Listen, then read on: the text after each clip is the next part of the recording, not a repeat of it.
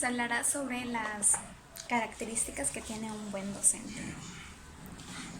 En primera, definir qué es un buen docente es muy difícil, ya que eso a tu persona, a lo que tú consideres que sería un buen maestro. Pero yo he investigado algunos puntos en los cuales los voy a exponer a continuación. Para algunos el ser un buen docente es llegar temprano, para otros es dominar el contenido. Y yo creo que es un conjunto para que se pueda ser un buen docente. Voy a hablar sobre las características de un buen docente. Recuerden que un buen docente, cada quien lo interpreta a su manera, y yo he investigado los puntos que considero que son parte de un buen docente. Para empezar, domina su contenido. El maestro debe de dominar su contenido para que a la hora de estar en clase no tenga ningún problema. Segundo, superarse a sí mismo.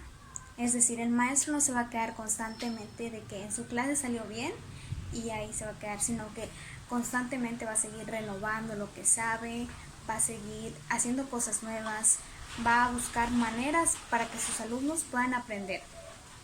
Mantener una actitud positiva. El primero que debe llegar al salón, siempre se ha dicho, es el docente. Debe llegar feliz para que se cree un buen ambiente de aprendizaje de alumno-maestro. Es importante que el maestro escuche a sus alumnos, es decir, qué es lo que ellos necesitan, cómo piensan, para que de ahí él pueda poder hacer una intervención docente. También tener muy en claro cuáles son los objetivos. No puedes poner una actividad nada más por ponerla, sino que debes de tomar en cuenta el objetivo que tiene esa actividad para poder llegar a él. Se comunica con el padre de familia. Es muy importante la comunicación con el padre de familia, ya que este te permite que el niño siga aprendiendo no solamente en el salón de clases, sino también en casa.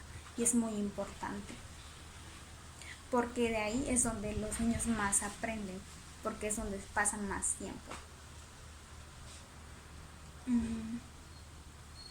Confían en sus estudiantes y los motivan. Es muy importante esta parte, ya que usualmente solemos limitar a los alumnos. No, es que él es lento o él no puede. No, todos los alumnos pueden, todos tienen la misma capacidad. Algunos aprenden de una manera distinta, pero esa ya es otra cuestión muy diferente. Y motivarlos, a veces un alumno no necesita mucho, nomás necesita una palabra de motivación para que ellos puedan realizar sus tareas. Toman en cuenta sus ideas previas, y algunos caemos en ese error de no tomar las ideas previas, porque a veces el alumno viene totalmente de cero, pero muchas veces viene con un conocimiento base. Aprender, el maestro debe aprender a cómo aprenden sus alumnos, es decir, cómo los alumnos aprenden. Él lo debe conocer el maestro. En qué canales, como por ejemplo el canal auditivo, visual, kinestésico, y los estilos. Los aprendizajes son activo, pasivo, reflexivo, teórico y pragmático. Ahora les hablaré sobre la creación de ambientes de aprendizaje. Empezaré definiendo qué es un ambiente de aprendizaje. Para empezar, un ambiente de aprendizaje son los elementos en los cuales los principales actores, que son el maestro y el alumno, trabajan mutuamente en el proceso de enseñanza y aprendizaje. Este no es necesario coincidir en el tiempo y espacio para que se pueda dar. El ambiente de aprendizaje debe tener en cuenta objetivos y propósitos, en los cuales estos se realizan para posteriormente sean evaluados. Las actividades que se dejan va dependiendo de la asignatura que estés trabajando con el alumno. Estas actividades pueden ser realizadas en binas, en equipos e individualmente. En segunda, las herramientas. Las herramientas, es muy importante que antes de entrar al salón te tomes el tiempo para poder revisar con qué cuenta el salón. Es decir, si tiene cañón, si tiene, inclusive si tiene cocina, si tiene algún aparato electrónico que te pueda servir para el aprendizaje de tus alumnos. Hablaré sobre la mente sociocultural y empezaré definiendo qué es cultura. La cultura es aquellos conocimientos, ideas, tradiciones en los cuales se caracteriza un pueblo.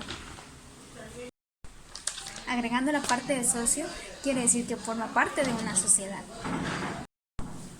Este se debe tomar en cuenta para crear actividades, que por supuesto el docente deberá de darles un seguimiento para facilitar el aprendizaje de los alumnos. Por último, les hablaré sobre los componentes pedagógicos, que es el contenido, el método, la organización, la evaluación. Ahora les hablaré sobre las estrategias educativas, que son los procedimientos y maneras de organización por el cual el docente realiza en el salón de clases para lograr la meta que busca en sus alumnos. Pueden ser previstas o imprevistas en el proceso de enseñanza y aprendizaje. La enseñanza se realiza mediante la interacción entre el maestro y el alumno, es decir, mediante el diálogo que estos dos tengan. Voy a hablar sobre las instrucciones, los aprendizajes y la evaluación como estrategias. En primero, las instrucciones juegan un papel muy importante. Cómo decimos o cómo nos dirigimos hacia nuestros alumnos habla mucho, porque es muy importante el dominar esta parte, ya que si no das una buena instrucción puede causar conflictos y confusiones entre tus alumnos. Estos vienen apoyados de materiales impresos, como es el libro de texto, como son hojas blancas con las instrucciones o actividades que vas a implementar en el salón de clases. En la parte de aprendizaje son procedimientos que los alumnos hacen de manera consciente, es decir, los alumnos ellos mismos son dueños de su propio aprendizaje. Ahora hablaré sobre lo planificado versus lo realizado.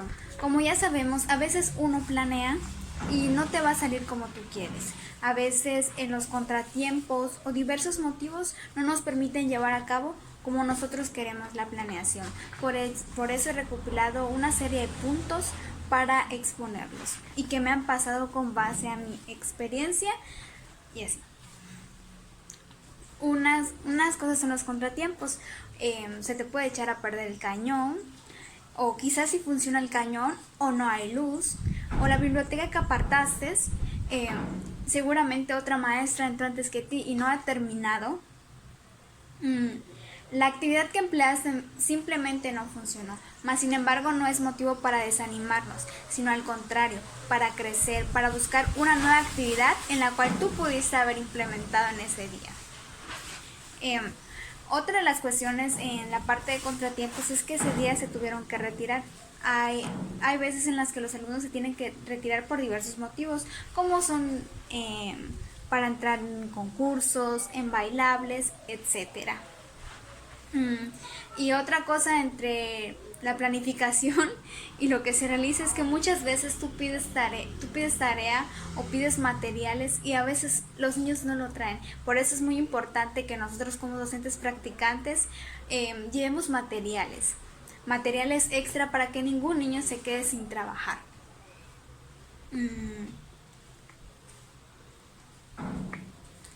Te das cuenta que tu mobiliario es muy pequeño. Una vez me pasó de que yo quise girar a todos los niños para que vieran en una sola parte lo que yo estaba proyectando, pero más sin embargo no se pudo llevar a cabo porque el salón estaba muy reducido. Pero eso no significó que no puedes llevar tu clase a cabo. ¿Por qué? Porque anteriormente tú debes de ir preparado. Una cosa que me pasaba muy seguido son los cambios climáticos. Es decir, muchos niños no asistían porque se nublaba el cielo o porque simplemente había una llovizna por la mañana.